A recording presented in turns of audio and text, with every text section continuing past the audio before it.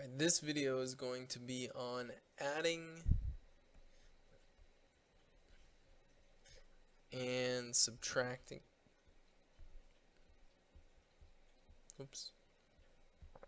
rational expressions.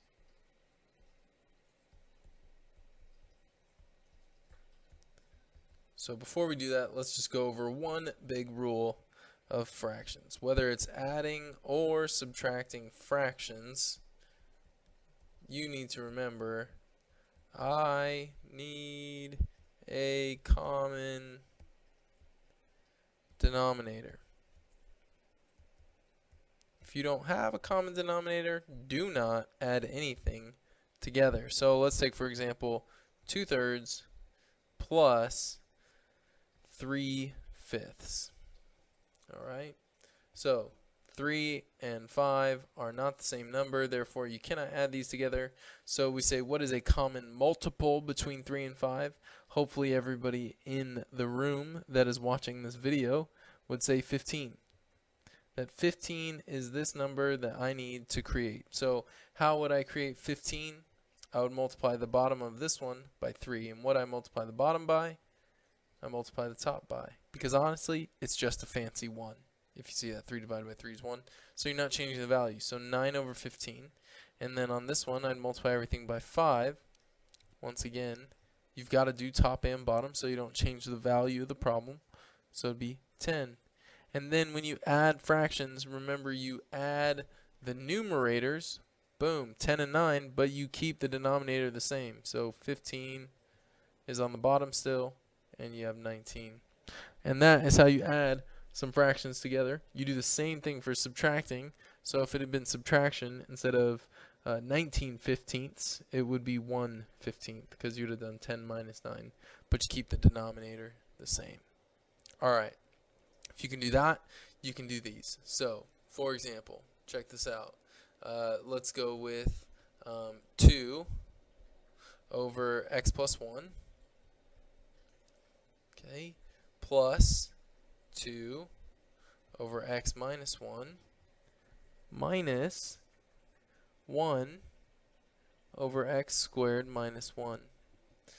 When you look at all of this, you have to ask yourself, what is the least common denominator that I'm trying to achieve? If you get the least common denominator, you should be able to do this problem without much issue. But in order to get the least common denominator, you have to factor all the denominators. So when you look at the bottom here, this doesn't factor, it's just x plus 1.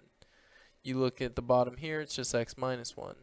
But this bottom can factor this denominator, so it's x plus 1, x minus 1. Now that it's factored, what you want to do is you want to basically ask the question, what is the least common denominator? Or another way to think of it is, what denominator could I create that would be the same for all three? And essentially it's right here. This guy, x plus 1, x minus 1, I could create down here and here in order to then add and subtract these things together. And so what you're going to do is you're going to multiply by what each denominator needs. And so when I look at this, if I'm trying to achieve x plus 1, x minus 1, this denominator here, the first one, needs an x minus 1. So I'd multiply by x minus 1 on top and bottom. The second one needs an x plus 1, so I multiply by that on top and bottom. And the third one doesn't need anything because it's already got x plus 1 and x minus 1.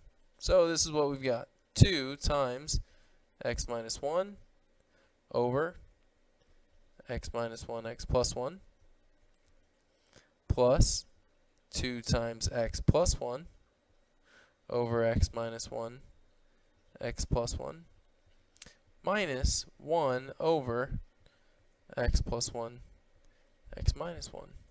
And I've got the same denominator on the bottom. Remember, order doesn't matter when you multiply, so whether you write x minus 1 or x plus 1 first, as long as they have the same factors on the bottom, you're good. Now to add them together, you have to be able to combine the numerators, but first you might want to distribute.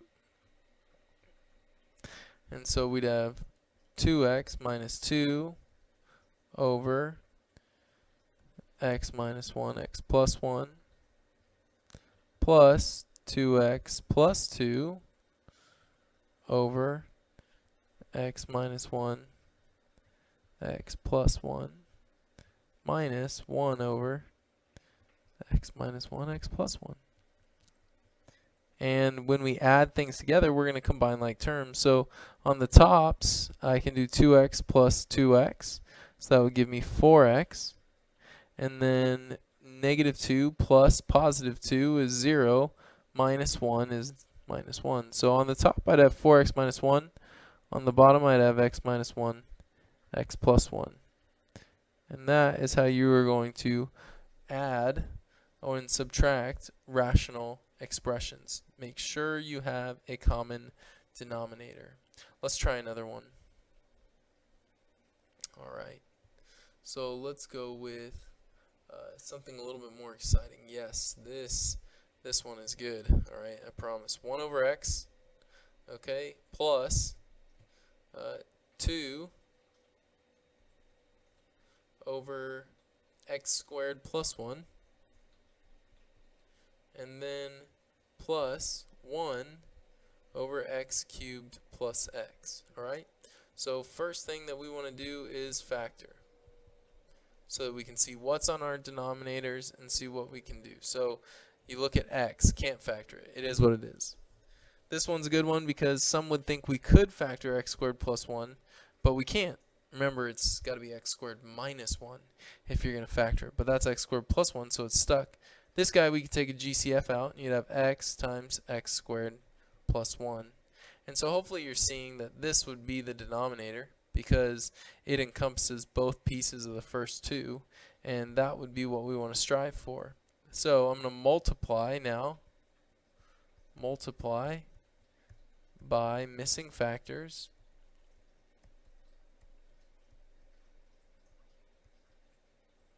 And so the missing factors that I want to multiply by are, for the first one, I want to multiply by x squared plus 1. Sorry, I'm running out of room. X squared plus 1. And then on this one, I just want to multiply by x. And the top, or this third one, is good. So on top of the first one, we would have x squared plus 1 over x times x squared plus 1. Plus 2 times x, which is 2x, over x times x squared plus 1, plus 1 over x times x squared plus 1. And now that our denominator is the same, we can add the numerator. So we know what's on the denominator, x times x squared plus 1. But now we're going to combine like terms that are on the top. Nothing to go with x squared, so it is what it is. Nothing to go with the 2x, so plus 2x. And then plus 2. 1 plus 1 is 2. And there you have it. So you've added rational expressions. Hopefully that's helpful, and have a great day.